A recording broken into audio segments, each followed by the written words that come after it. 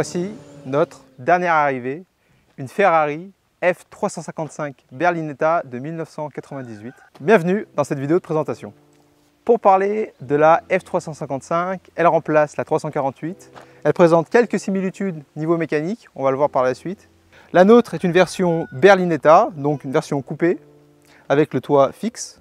Il y avait également la version Spider et la version GTS, donc Targa.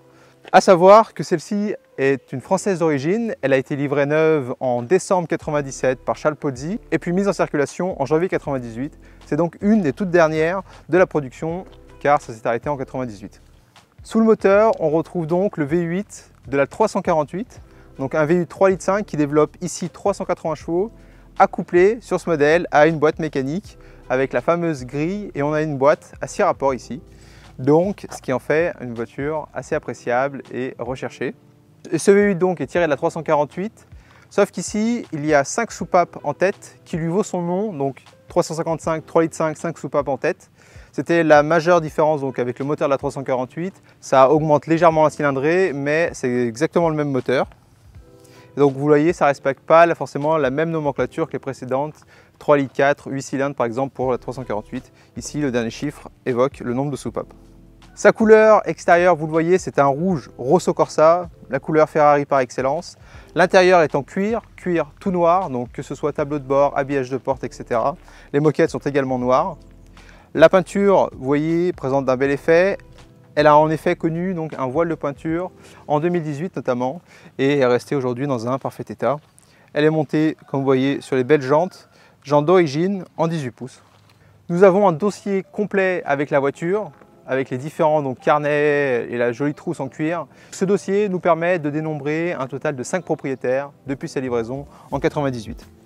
Comme on le remarque avec cette F355, le design rappelle beaucoup les modèles plus récents qu'on retrouve aujourd'hui. Elle a été designée bien évidemment par la maison Pininfarina. On retrouvera un badge juste à l'arrière.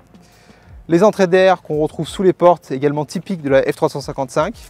Et également, on retrouve les fameux feux escamotables, autrement dit pop-up. Et ceux-ci s'ouvrent de façon automatique lorsqu'on met les feux.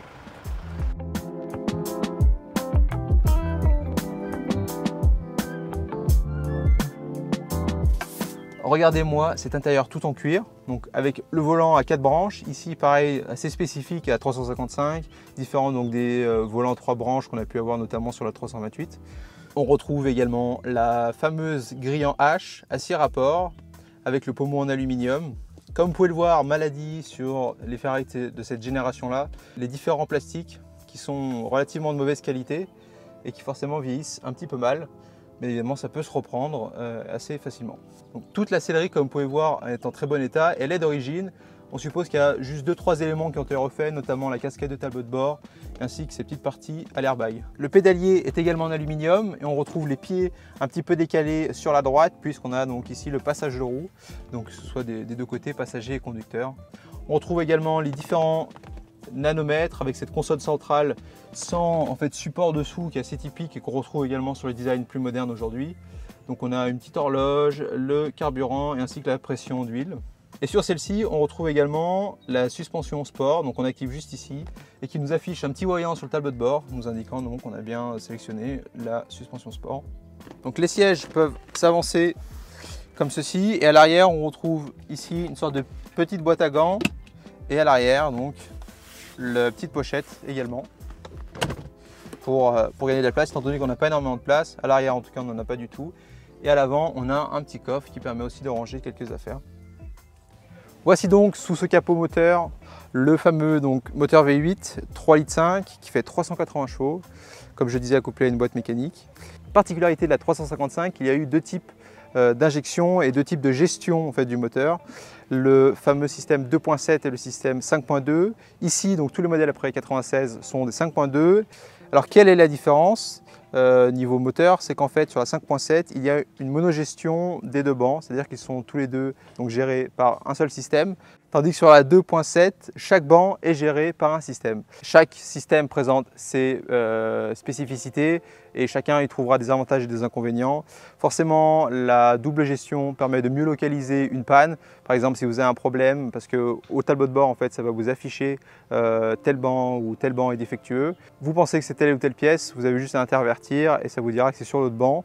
Donc c'est assez facile pour trouver une panne. Après, on a 2 fois plus de pièces, donc forcément, ça coûte plus cher en cas de problème. Tandis que sur la monogestion, on a donc 2 fois moins de pièces, comme ici. Et donc ce moteur, la voiture en général a toujours été entretenue par des spécialistes. Comme je disais, on dispose du carnet d'entretien tamponné avec les différentes interventions effectuées. Pour citer quelques professionnels qui ont pu travailler sur cette auto, on peut notamment citer donc, le vendeur Charles Pozzi ou également le garage Calderoni, donc entre autres des professionnels qui sont assez reconnus et certifiés Ferrari. On a également la petite étiquette donc, qui indique que la voiture est de sa couleur Rosso Corsa et qu'elle est donc bien matching color, bien qu'elle ait connu un voile de peinture en 2018. Également, vous le voyez, ces 4 sorties d'échappement de chaque banc. Elle est équipée d'un échappement en inox qui permet de libérer la sonorité du V8 et vous allez voir c'est très appréciable. Et dans les tours on retrouve une petite note qu'on retrouvera plus tard également sur 430 entre autres.